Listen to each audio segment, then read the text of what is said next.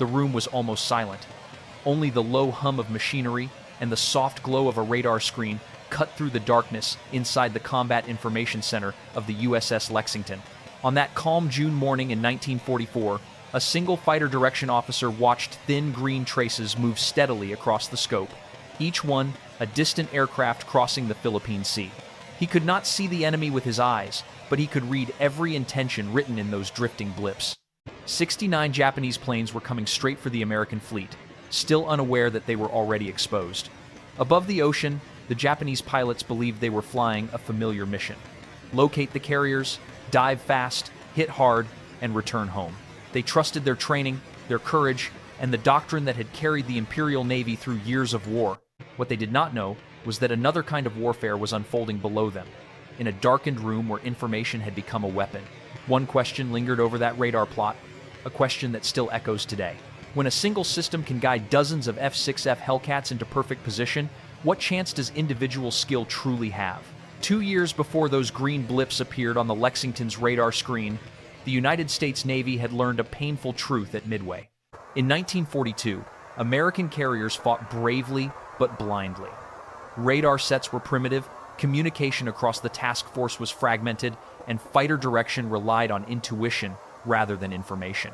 Pilots launched into the sky with only partial understanding of what awaited them. Ships burned not because their crews lacked courage, but because the Navy lacked a system capable of positioning its defenders at the critical moment. That failure marked the beginning of a transformation. Admiral Chester Nimitz and his staff studied what had gone wrong. They examined British experiments with radar-controlled interceptions, reviewed every missed communication, and rebuilt the doctrine of carrier defense from its foundations. In late 1942, Tactical Bulletin 4 terabytes 4.2 standardized fighter direction procedures across the Pacific Fleet. 2 months later, Admiral Ernest King gave a name to the new nerve center, the Combat Information Center. What emerged was not a single invention but a framework, a way of combining radar detection, plotting, and real-time command into one integrated process. By early 1944, every major American carrier had a dedicated CIC staffed with trained radar operators, grease pencil plotters, and fighter direction officers who understood how to turn raw signals into tactical decisions. The CIC no longer reacted to the enemy. It anticipated him. The system was tested for the first time on the 11th of June, 1944, over Saipan. Task Force 58 launched a massive strike, and Japanese fighters rose to meet it. They expected a chaotic aerial contest. Instead, they found F-6F Hellcats waiting at precise altitudes and headings, positioned not by luck but by radar-directed fighter control. 4 days later, a small group of Japanese torpedo planes approached from Guam. American radar detected them at 80 miles. Hellcats intercepted before the attackers ever saw the carriers. 6 planes fell, 1 fled. None reached the fleet. These encounters left Japanese pilots unsettled. The Americans seemed to appear from nowhere, perfectly placed, as if guided by knowledge no human eye could provide. What the Japanese could not know was that they were no longer fighting individual pilots. They were fighting a system that could track every movement from the moment an aircraft lifted off the runway. By mid-June 1944, the strategic stage was set. Vice Admiral Jisaburo Ozawa commanded 9 Japanese carriers, more than 400 carrier aircraft, and expected the support of 300 land-based planes from Guam, Rota, and Tinian. His plan was grounded in confidence, superior range, a vast battle space, and the belief that American defenses would be overwhelmed by simultaneous attacks from multiple directions. Across the sea, Admiral Raymond Spruance and Admiral Mark Mitcher prepared for the blow. American submarines had already sighted Ozawa's fleet. Codebreakers had deciphered Japanese intentions. Fighter direction teams across Task Force 58 waited inside their darkened CICs, knowing that when the attack came, information would move faster than steel. And so, on the morning of June 19, the first traces of the Japanese strike appeared on the radar scopes. A battle was coming, one shaped not by chance encounters in the sky, but by the system that watched everything. When the first Japanese formation appeared as a tight cluster on the transparent plotting board inside the Lexington's Combat Information Center, the room seemed to grow even quieter. The fighter direction officer stood behind the plotters, watching the marks slide eastward across the glass. Hellcats were already airborne on routine combat air patrol, scattered across miles of sky and layered altitudes.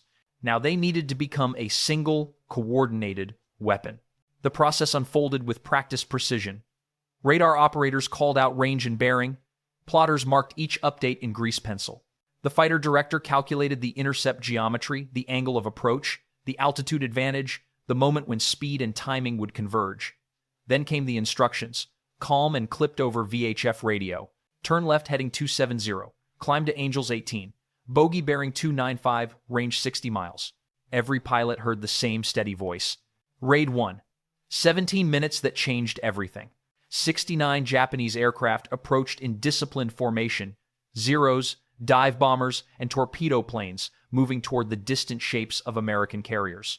They believed the combat air patrol would be somewhere near the fleet, orbiting without precise guidance.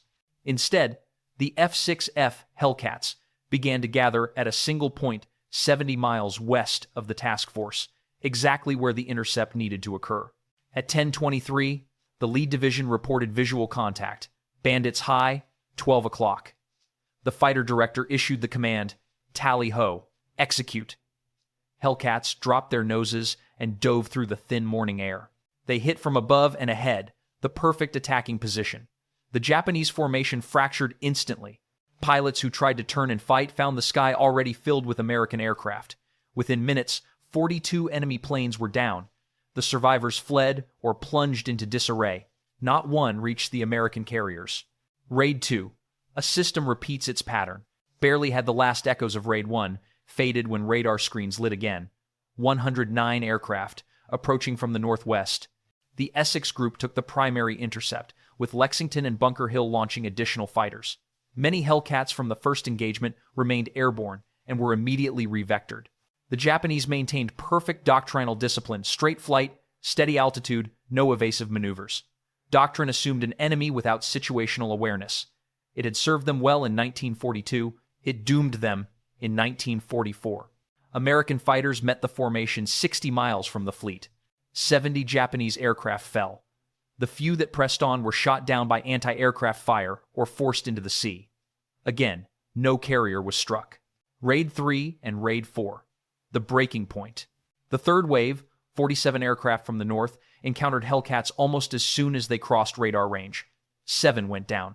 The rest abandoned the attack rather than fly into another invisible trap. The fourth wave never found the fleet. Low on fuel, stressed, and disoriented, they turned toward Guam. 27 American fighters intercepted them over Orote Field as they circled to land. 30 Japanese planes were shot down, others were destroyed on the ground. By late afternoon, the sky belonged entirely to the Americans. In a single day, more than 300 Japanese aircraft disappeared from the war. And for all the chaos above the sea, the victory had been scripted somewhere else in the calm glow of a radar screen. Turning points and consequences, carriers lost, air crews gone, and a future unraveled is approximately equal to 500 words. Asterisk, asterisk. Even as American fighter directors shattered wave after wave above the Philippine Sea, a quieter but equally decisive struggle was unfolding beneath the surface. At 8:16 that same morning, the submarine USS Albacore sighted the Japanese flagship Taiho. With no time to set a perfect firing solution, the captain ordered a hasty spread of torpedoes. 6 left the tubes. One of them would intersect with fate. Warrant Officer Sakio Komatsu, who had just lifted off in a Yokosuka dive bomber, saw the torpedo wake slicing toward his carrier. In a moment that captured the fierce devotion of Japanese naval aviators, he rolled out of formation and dove straight at the nearest torpedo. His aircraft struck the warhead and vanished in a single blast. He died instantly. The torpedo was destroyed, but another found its mark. Taiho's starboard tanks ruptured, filling compartments with invisible, volatile vapor. At first, the damage appeared manageable. Taiho continued flight operations while engineers investigated the spreading fumes. Then came the fatal decision: increase ventilation to clear the decks. Instead, the system carried fuel vapor throughout the ship. Hours later, a spark, no one knew from where, triggered an explosion that ripped through the carrier from the inside. Fires raced through passageways. By late afternoon, Taiho's fate was sealed. More than 1,500 crewmen perished as she sank beneath the sea. Not far away, another giant was dying. USS Kavala had found Shokaku, a veteran of Pearl Harbor and Coral Sea. 3 torpedoes struck home. The carrier erupted in towering sheets of flame. Her crew fought the fires bravely, but aviation fuel feeding the blaze made survival impossible. By mid-afternoon, Shokaku rolled and disappeared. 887 sailors went with her. The sky had already taken Japan's air arm. Now the sea claimed its ships. These losses compounded a crisis Japan could not solve. Before the war, the Imperial Navy had trained roughly 3,500 highly skilled carrier pilots. By June 1944, fewer than 1,000 remained. Wartime shortages forced training programs to shrink from 2 years to a few months. Fuel was scarce, flight hours minimal. Inexperienced air crews faced veteran American pilots flying the F-6F Hellcat, directed with mathematical precision by radar-linked fighter control. The outcome was tragically predictable. On June 20, the Americans went on the offensive. Vice Admiral Mark Mitcher ordered a long-range evening strike on the retreating Japanese fleet, knowing aircraft would need to return in darkness with little fuel to spare. It was a bold decision, driven by opportunity. The attack succeeded, but the return was harrowing. Pilots ditched in the dark, some crashing into the sea, others missing their carriers entirely. Then Mitcher issued one of the most remembered commands of the war. "Turn on the lights." Across the Pacific, Task Force 58 lit itself like a floating city navigation lights, searchlights, signal lamps blazing in the night. It violated every rule of wartime discipline, yet it saved lives. One by one, pilots found their way home. By the end of June 19 and 20, Japan had lost more than aircraft and carriers. It had lost the core of its naval aviation and the ability to contest the Pacific. The turning point had arrived not with a single blow, but through the cumulative weight of a system the Japanese could neither see nor counter. From the American side, the Battle of the Philippine Sea revealed a truth that had been taking shape since Midway. Victory in modern warfare would belong not merely to the nation with better weapons, but to the nation that could integrate those weapons into a coherent system. The F-6F Hellcat was a rugged and capable fighter, and American pilots were superbly trained, yet neither would have achieved such dominance without radar-directed fighter control. Inside each combat information center, information moved with purpose, linking detection, communication, and execution into one seamless chain. The result was a defensive architecture that no Japanese formation could penetrate. For Japan, the contrast was devastating. The Imperial Navy possessed skilled aviators, gifted engineers, and even radar of its own, but its carriers remained isolated from one another in practice. Each ship tracked its own contacts. Each directed its own fighters. Doctrine emphasized individual initiative, an admirable trait in the cockpit, but a fatal flaw when facing a force that operated as a unified whole. In 1941, such methods had been effective. By 1944, they were hopelessly outdated. Japanese leaders recognized the American advantage too late and lacked the industrial capacity or organizational framework to replicate it before their air arm collapsed. Strategically, the consequences rippled far beyond the Philippine Sea. With Japanese naval aviation shattered, the American advance across the Pacific accelerated. Saipan fell on July 9, Tinian on August 1, Guam on August 10. The Marianas became the forward base for B-29 bombers that would soon strike the Japanese homeland directly. The illusion of a possible Japanese victory dissolved. Prime Minister Hideki Tojo resigned less than a month after the carrier disaster, an implicit acknowledgement that Japan's strategic position had become untenable. Globally, militaries took notice. After the war, every major navy adopted some form of centralized air defense coordination modeled on the American CIC. The Soviet Union developed its own systems. The Royal Navy refined its early radar techniques. NATO built doctrine around integrated detection and intercept control. Modern battle networks, Aegis, airborne early warning aircraft. Linked command centers can trace their lineage back to the principles proven in June 1944. In the Philippine Sea, the United States demonstrated that information, properly gathered and properly used, could outperform courage, range, and even numbers. It was a shift in the nature of warfare itself, and the world would never fight the same way again. When we return to that darkened combat information center aboard the USS Lexington, we can almost see the silhouettes of the officers studying the glowing radar scopes. No medals, no glory, just steady hands and quiet concentration. Their names were rarely recorded, their actions seldom celebrated. Yet the outcome of the Battle of the Philippine Sea rested on their ability to transform raw data into precise direction. while F-6F Hellcats carved arcs across the sky. The true architecture of victory was being drawn in grease pencil on a transparent board. That contrast remains one of the enduring lessons of June 1944. Japanese naval aviation possessed extraordinary courage and a tradition of disciplined flying.